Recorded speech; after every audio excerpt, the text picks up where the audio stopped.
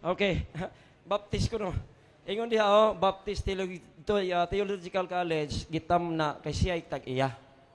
Pero unsa ang volume 9, volume 10, New Catholic Encyclopedia na oy. Ha, nasakpan ko. Baptist Theological College ang tag-iyas libro mo nang gitatakan. Pero ang reference o singalan, New Catholic Encyclopedia. Rumong sayod. Karon ati tanaw na ingon siya nga, pwede ba edit? Di man ko mangedit kay di man ko mangilad. Ha? Ato tanaw na live research. Ay sagsaba diha kay mag-present sa ta. Ayaw lang pagkuan kay We request Brad keep distance from the stage. Bro, ayaw bro. Okay. Ayaw mo pagkuhan des Relax. Ha? Remember, sige, present this pa. is a professional debate. Let's feel ourselves a professional audience. Please pay respect. Do not ay palihog. We have to respect our debaters. Salamat, Brad. Ha? Okay, so proceed for the 15 minutes.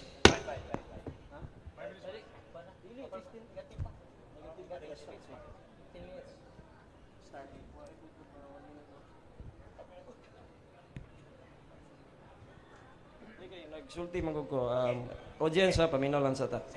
Okay, now, live search niyo, di lagi ko mangilad. Basta baptist gani inyong kontra, ganahan gyud kan matuuran. Kay wa man ko naigugma sa baptist, naigugma ko sa matuuran. Sakto tong gikot gani na padre nga we cannot go against the truth but for the truth. Live search. Oh, live search now. Ano gud taw mangidit ta? Oh, papasi, artas papasi. Oh, encyclopedia na online na. Oh, diha ta. Artas ubos. Gi-screenshot na kay dili. Nagutay time dinhi. Nagutay time atong gikuan. Oh, kaklaro ana. Apart from the allusion to Rome in the first letter of Peter, there is no historical evidence. Nya ingnon ko nimo historical?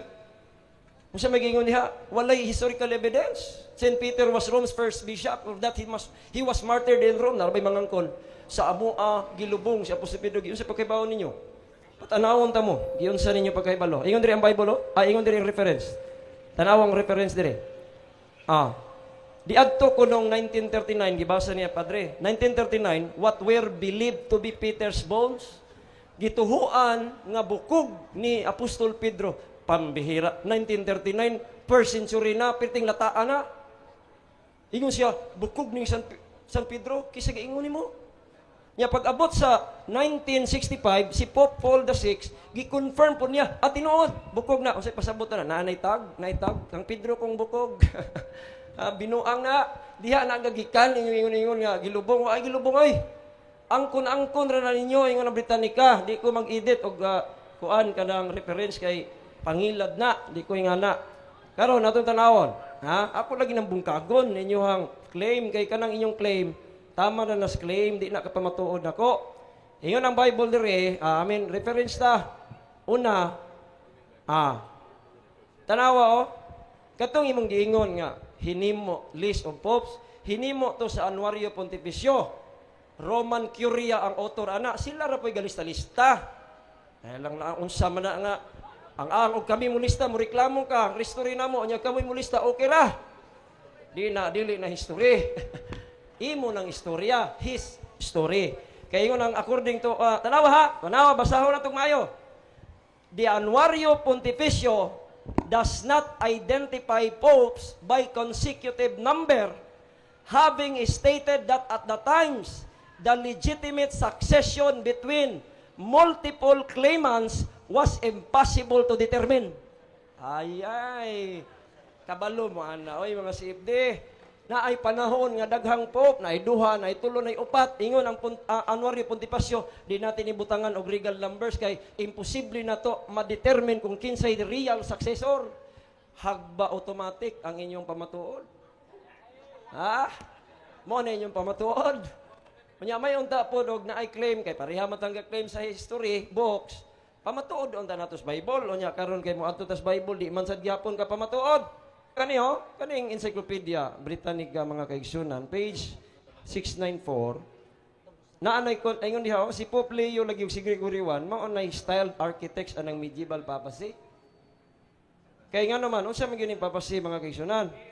Pope Gregory I, siya mo'y nag-laid og foundation for the Roman Catholicism of the Middle Ages. Karon, ato tanawon sa New Catholic Encyclopedia, unsa giingon sa New kay religion ni. Ari ta sa pika sa ngita pa ko ha. Alright. Diri ta sa kay ingon ang Bible diri, una ari ta sa Bible. Kaya ang Bible magud nag-ingon mga higala kay igsunan nga kung bishop gani ka, okay? Kung tinuod kang bishop, ingon diha elders ug bishop. Okay? Elders ug bishop interchangeable na usaragon na ka text Titus 1:5-7. Ingon diha ang ordained elders in every city. Unsa may qualification? If any be blameless, qualification nimo atong pangutana niya. Dili kay sa to, minyo naman biyaan. Nya ingon ra ba siya di kuno minyo si Peter, ingon ra bang Bible nagiayon ni Jesus Christ ang iyang ungaga? Wala kagaingon. O sige, atong balikan. Sorry. Wala. Akong asayop kung wala siyang ingon. Moderator, na Anto bag dili kay si San Pedro di ban minyo. 1 Corinto 7:34 nga mas maayo. Baptist di ay nga reference. Baptist nga reference. Pastilang tikia. Pero si Peter, minyo. Okay? Kaya inaman siya ugangan. Sa nga na, mother-in-law. Pero ingon rin, if any be blameless, padre, kani siya, gipili ni Paul, si Timothy, giingnan siya, gi-appoint ka, nga mag-ordain kag elders, dunay kwalifikasyon. Unsay kwalifikasyon? If any be blameless, the husband of one wife. Muna'y tinuod nga kwalifikasyon sa bishop. Kung wala kay wife, mga higala, kay igsunan, di ka mahimong bishop. Nga naman. Si Peter lang daan, minyo na god. Inyong giklaim nga, Peter, minyo, niya ka mo, dili. Karon arita sa usa ka pamatuod sa Bible sa Timothy. Nato dito, Timothy gihapon. Ang 1 Timothy maorgod gihapon, mas akong ipangutanas padre. Padre kana bitong mas. Unsa may meaning anang mas? Kay mas man na dili na siya optional, padre. Ang mas padre, mas is a must, necessary na, dili na siya optional. A bishop must be blameless, the husband of one wife. Ingon ang Bible, draw. 1 Timothy. This is a true saying, if a man desire. So, kung ang tao, nag-desire siya nga mahimo siyang obispo, doon ay kwalifikasyon. Unsay qualification? A bishop then must be blameless, the husband of one wife. Mas man na. Kaya nga naman kinahanglan man nga na ay asawa. Kaya ingon ang verse number 5, for if a man know not how to rule his own house, how shall he take care of the church of God? Kadakong laparo anak mga kaigsunan kung di na ay tao nga dili kabalo mo dumala sa iyang kaugalingong kamay na malay iyang asawa mga anak unsaon man niya pag-atiman sa iglesia sa Dios. Unsaon man na Bible og reference dili man mo takdo. Dili mo takdo ako kung reference ko tabla-tabla kita diha kay pareham tang claim reference. Pero amo amagong claim sa reference sukad sa Bible, wa gid niya gitats giangkon pa niya nga ang tinuod nay authority dunay Holy Spirit. So karon mga kaigsunan higala pagtan-aw nato dinhi. Adto na punta sa pilay oras Brad Kaloy. Wow, 7 minutes. Okay pa kayo na nindot kayo. All right, dinita sa files ta. Arita sa papasilang gihapon. Kaya ato pa matud-an mga higala nga si Peter dili na unang Santo Papa lagi. Sulpod. Okay. Kani ba to? Akong pamatud-an ninyo. Here. Santo Papa sa Papa C. Okay. Papa C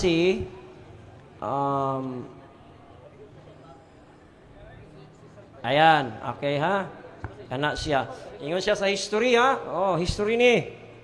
Opinion ko taon. The Encyclopedia Americana. Manin akong gidadi ha. International edition sa Papa C. Tanawa, unsay giingon. Foundations to Gregory I. The Annuario Pontificio gihapon.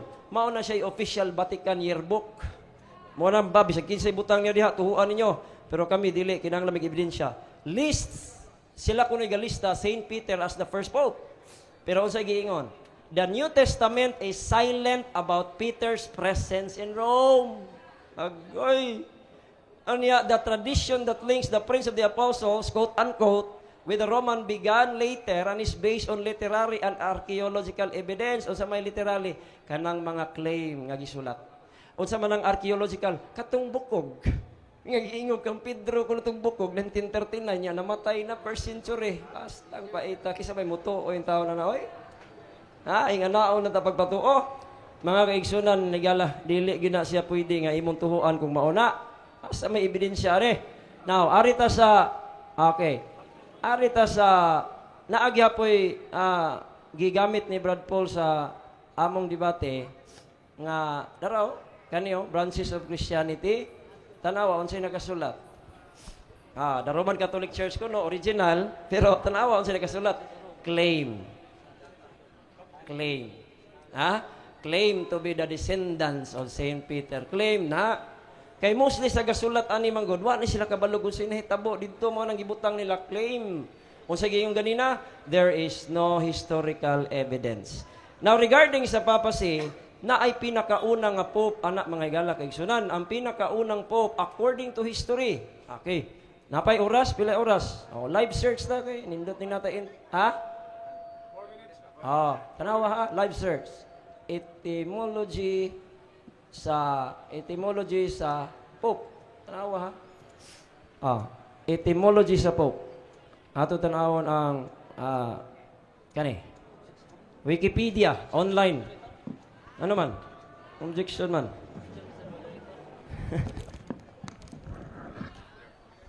Objection, Mr. Moderator, ang atong i-prove nga wa may connection. O gani. Nagpamatuod naman ka nga wa ang papasi diha sa Bible, lahi man ang papasi o apostolic connection. Manang hangyo ko, Mr. Moderator, na balik ta sa tema kay perting layuan na jud, naghisgot na siya minyo nga obispo. Yang ano man nagminyong obispo, di mi makonect, perti man connect ka. Ing na nga disconnect me. Counter objection ko. Kuan ang referensya nimo nga wa may makonect. Kay na ba, ing na to nga kato piki tong mga picture gipakita ni Father Darwin, di to tinuod bunga ra to sunahon ng Father Darwin. Ana ba? Nya pag kita og reference. Usa ra man imong referensya? Ya Britannica ra man. Kiring ako pero daghana. Okay, counter objection ko, moderator. Akong gipamatud-an, moderator, nga si Peter di na unang pope. Kay mao man ay pinakauna. Anong may mag counter objection? Pasagdain niya itong presentation. Kaya nga ba sa rules na to? Why object kayo sa first presentation? Okay, so for purposes of balancing between the true truth, ang genuine nga kamatuoran dili ug dili mapapas, apan ang hinulaman nga kamatuoran mapalpag, mapulpog, mapapas. And therefore, the moderator rules, proceed with your presentation since there will be an interpellation right after your presentation. Proceed! Ako ni siyang ipamatuod nga. Kay una si Peter man, padre. Si Peter maoy first pope ninyo kunuhay. Ako ning gubon, pag maguba ko na, hurot na mo mura nagdomino. Muna'y purpose ani. Ingon ang title etymology, the word pope derived from ancient Greek papas, father. In the early century of Christianity, this title was applied especially in the East to all bishops. I want you to know, bago sa una di ay tanan di ang bishop gitawag nilag pope, pero gi-exclusive ni siya ni Pope Gregory VII. Pero tanaw na to, unsay giingon sa history. Ingon ang history, and other senior clergy and later become reserved. Okay, now ingon, a reservation made official only in 11th century. Amo tong 1073 by Pope Gregory VII. Ingon din the early record of the use of the title Pope was in regard to the by then deceased Patriarch of Alexandria, 3rd century si Heraclius. Karon, ang word nga title, una na giingon niya nga si Heraclius. Sa ato pa, lahi ang tawag ni dili Pope si Pedro. Kato imong giingon kanina nga libro, guba na to, kay ingon ang libro kanina, First Pope si Peter. Nya unsa may giingon diri? Nga ang first pope diri kay si Kuan man ni Heraclius man kisa may gaingon nimo. Siya ra pay gaingon-ingon galista-lista nga first pope si Peter. Kay according to the history, walay historical evidence. The Britannica Encyclopedia mga kaigsunan, this is the pinakadugay nga English encyclopedia nga nasulat 1600s. Unsa giingon, there is no historical evidence that Saint Peter was Rome's first bishop or that he was martyred in Rome. Naalay gitawag og Petrine theory. Unsa man nga theory which claim that Jesus Christ had designated Peter to be his representative. Claim ba? Binisaya, angkon. Mo na opinion. Mo na opinion. Karon ako angkon ko nga naa mi claim sa history. Pero ang among pamatuod gahi kay nga Bible wa man niya na ning-ingon man siya ang naay authority padre kana bang nakadaot og Holy Spirit ingon siya tinuod jud kayo. Tinuod jud kayo. Pareha aming duha diha mi nagdaog sa Bible. Pero karon sa history og sa Bible, palpak, lagapak. So karon mga kaigsunan, klaro gyud kayo. Piting klaro ha sa Bible mao na kamo. Tuo pa mo.